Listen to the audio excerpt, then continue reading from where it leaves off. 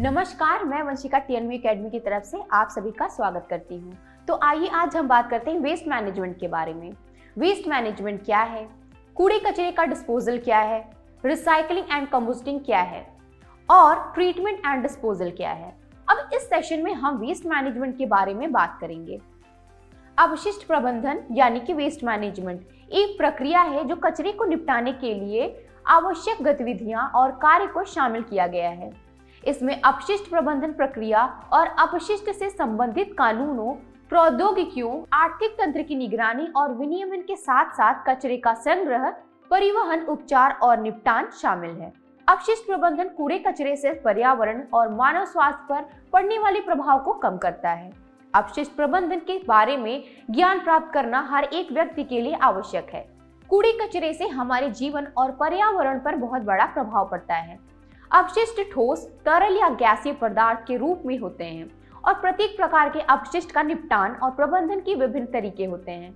अपशिष्ट प्रबंधन प्रौद्योगिक जैविक, घरेलू, नगरपालिका, जैव चिकित्सा, रेडियोधर्मी कचरे सहित सभी प्रकार के कचरे से संबंधित है।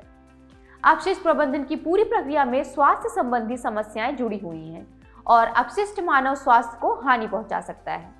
मानव निर्मित गतिविधि से ही अपशिष्ट का उत्पन्न होता है। अपशिष्ट प्रबंधन का उद्देश्य ही मानव स्वास्थ्य और पर्यावरण पर कचरे के प्रतिकूल प्रभावों को कम करना है। एक बड़ा हिस्सा नगरपालिका ठोस अपशिष्ट से निपटता है, जो कि घरेलू, औद्योगिक और व्यावसायिक गतिविधियों से उत्पन्न होने वाले कचरे का बड़ा हिस्सा है। अब यहाँ हम बताएंगे कि कूड़े कचरे का डिस्पोजल क्या है। अक्सर देखने में आता है कि घर का कचरा, जिसमें लोहे के डिब्बे, कागज, प्लास्टिक, शीशे के टुकड़े जैसे इनऑर्गेनिक पदार्थों या बचा हुआ खाना, जानवरों की हड्डियां, सब्जी के छिलके इत्यादि ऐसे ही खुले स्थानों पर फेंक दिए जाते हैं। जिन क्षेत्रों में लोग दुधारू पक्षी, मुर्गी या अन्य जानवर पालते हैं, वहां इन जानवरों का मल भी वातावरण को प्रदूषित करता है। कूड़े कचरे का सही प्रकार से निष्पादन न होने से पर्यावरण गंदा होता है। दुर्गंध फैलने के अतिरिक्त इसमें कीटाणु भी पनपते हैं, जो कि विभिन्न रोगों के कारक होते हैं। ऐसे स्थानों पर मच्छर, मक्खियां और चूहे भी पनपते हैं। अतः घर के बाहर या बस्तियों में पड़ा कचरा समुदाय के स्वास्थ्य के लिए भयंकर दुष्परिणाम पैदा कर सकता है। ग्रामीण क्षेत्र में कचरा निष्पादन गांव में नगर पालिका की सुविधा उपलब्ध नहीं है।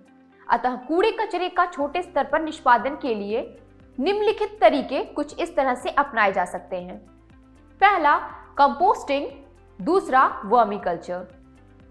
पहला, कंपोस्टिंग यानी कि खाद बनाना। यह वह प्रक्रिया है जिसमें घरेलू कचरा जैसे घास, पत्तियां, बचा खाना, गोबर वगैरह का प्रयोग खाद बनाने में किया जाता है। गोबर और कूड़े कचरे की खाद तैयार करने के लिए एक गड्ढा खोदें। गड्ढे का आकार कूड़े की मात्रा तथा उपलब्ध स्थान के अनुरूप हो। आमतौर पर एक छोटे ग्रामीण परिवार के लिए 1 मीटर लंबा और 1 मीटर चौड़ा और 0.8 मीटर गहरा गड्ढा खोदना चाहिए। गड्ढे का ऊपरी हिस्सा जमीन के स्तर से 1.5 या 2 फुट ऊंचा रखें। ऐसा करने से बारिश का पानी अंदर नहीं जाएगा। गड्ढे में घरेलू कृषि, कूड़ा कचरा एवं गोबर भूमि में गाड़ देना होता है। खाद करीब 6 महीने के अंदर तैयार हो जाती है। गड्ढे से खाद निकालकर ढेर करके मिट्टी ढक देनी चाहिए। इसे खेती के उपयोग में ला सकते हैं। दूसरा, वर्मीकल्चर। यह कचरे से खाद बनाने की एक प्रक्रिया है। इसमें केंचुओं द्वारा जैविक विघटन कचरा जैसे सब्जी का छिलका, पत्तियां, घास, बचा हुआ खाना इत्यादि से खाद तैयार की जा सकती है।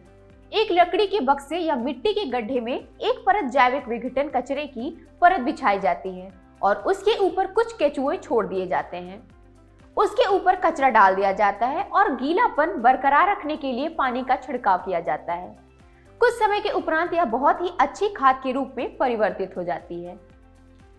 ग्रामीण क्षेत्रों में गोबर, घरेलू कचरा तथा कृषि के कचरे का उपयोग नहीं किया जाता है। अतः आवश्यक है कि ग्रामीण वासियों को कचरे से खाद उत्पन्न करने के बारे में जानकारी दी जाए और गांव का प्रदूषण रोका जाए। साथ में कचरे का भी सदुपयोग हो जाए। तो यहाँ हम बताएंगे कि रिसाइकलिंग एंड कंपोस्टिंग क्या है। गतिविधियों की एक श्रृंखला है जिसमें पुनः उपयोग की गई या अप्रयुक्त वस्तुओं को एकत्र करना शामिल है, जिन्हें अन्यथा अपशिष्ट माना जाएगा। पुनर्चक्रण योग्य उत्पादों को कच्चे माल में छांटना और संसाधित करना और नए उत्पादों में पुनर्विनिर्मीकरण, कच्चे माल का पुनर्निर्माण करना। उपभोक्ता पुनर्चक्रित सामग्री से बने उत्पादों को खरीदकर पुनर्चक्रण में अंतिम कड़ी प्रदान करते हैं।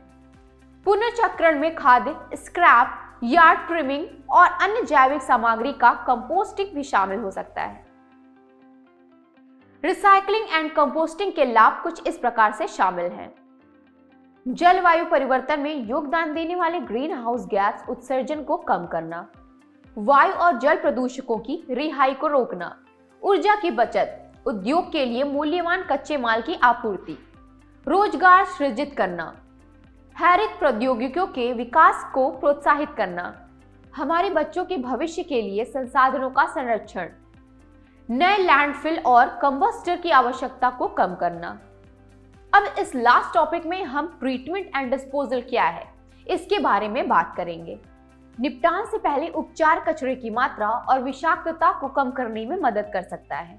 उपचार भौतिक जैसे कतरन, रासायनिक जैसे भस्मीकरण और जैविक जैसे एनारोबिक डाइजेस्टर हो सकते हैं।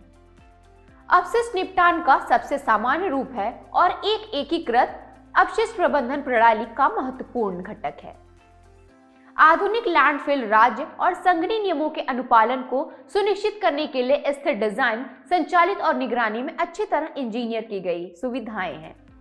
लैंडफिल जो नगरपालिका के ठोस कचरे को स्वीकार करते हैं, मुख्य रूप से राज्य, आदिवासी और स्थानीय सरकारों द्वारा नियंत्रित होते हैं।